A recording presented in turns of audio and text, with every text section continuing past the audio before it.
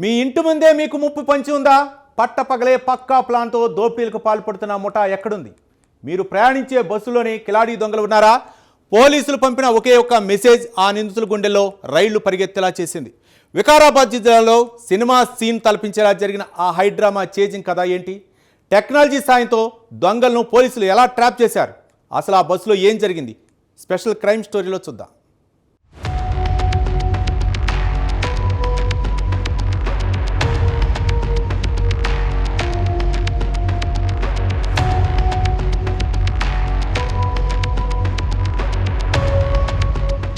ప్రశాంతంగా ఉన్న తాండూరు పట్టణం ఆ ఉదయం ఒక్కసారిగా ఉలిక్కిపడింది.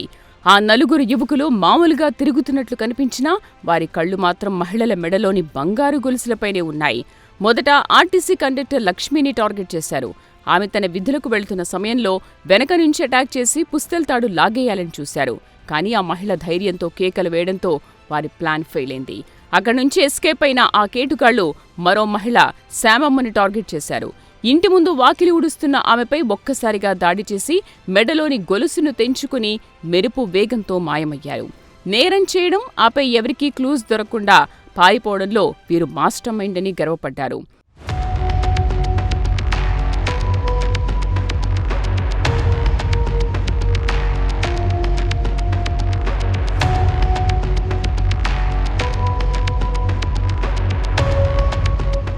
చైన్ స్నాచింగ్ చేసిన తర్వాత ఆ నలుగురు నిందితులు నేరుగా తాండూరు బస్టాండ్కు చేరుకున్నారు. పోలీసుల కళ్లు కప్పి నగరం దాటిపోవడానికి హైదరాబాద్ వెళ్లే ఆర్టీసీ బస్సు ఎక్కారు. బస్సులో నింపాదిగా సీట్లలో కూర్చుని తాము సేఫ్ జోన్లో ఉన్నామని ఫీల్ అయ్యారు. అయితే అక్కడే సీన్ రివర్స్ అయింది. బాధితుల ఫిర్యాదుతో వెంటనే రంగంలోకి దిగిన పోలీసులు ఘటనా స్థలంలోని సీసీటీవీ ఫుటేజ్ని గాలించారు. నిందితుల ఐడెంటిటీ ఫిక్స్ చేసుకుని వారు ఏ బస్సు ఎక్కారో క్షణాల్లో కనిపెట్టారు. వెంటనే ఆ బస్సు డ్రైవర్, కండక్టర్ సెల్ ఫోన్లకు నిందితుల ఫోటోలను పోలీసులు వాట్సాప్ చేశారు. పోలీసులు పంపిన విజువల్స్ చూసిన డ్రైవర్, కండక్టర్లు షాక్ తిన్నా ఏమీ తెలియనట్లుగా బస్సును ముందుకు నడిపించారు.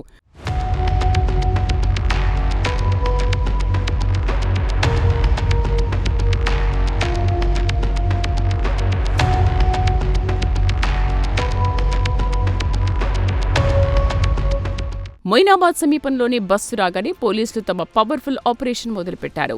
అప్పటికే లోకల్ పోలీసులను అలర్ట్ చేసిన యాలాల పోలీసులు బస్సును చుట్టుముట్టారు.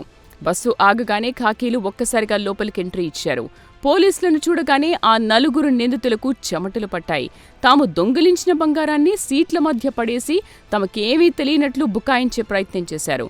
కానీ పోలీసులు తమ దగ్గర ఉన్న ఫోటో ఆధారాలను చూపించడంతో కేటుగాళ్ల నోళ్లు మూతపడ్డాయి. హసన్ నగర్కు చెందిన మోసిన్, చాంద్రాయణగుట్టకు చెందిన సోహెల్, కృష్ణ, గౌతమ్లను పోలీసులు అదుపులోకి తీసుకున్నారు. సినిమా ఫక్కీలో జరిగిన ఈ చేజింగ్ ఇప్పుడు జిల్లాలో హాట్ టాపిక్గా మారింది.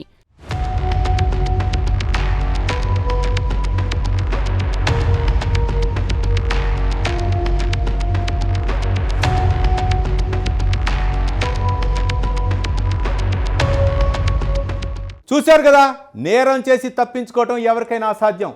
టెక్నాలజీ అడ్వాన్స్ అయిన ఈ రోజుల్లో కెమెరా కళ్ళు ఎప్పుడూ మనల్ని గమనిస్తూనే ఉంటాయి. దోపిడీ దొంగలు ఎంత తెలివిగా ప్లాన్ చేసినా పోలీసుల వ్యూహం ముందు వారు తలవంచాల్సిందే.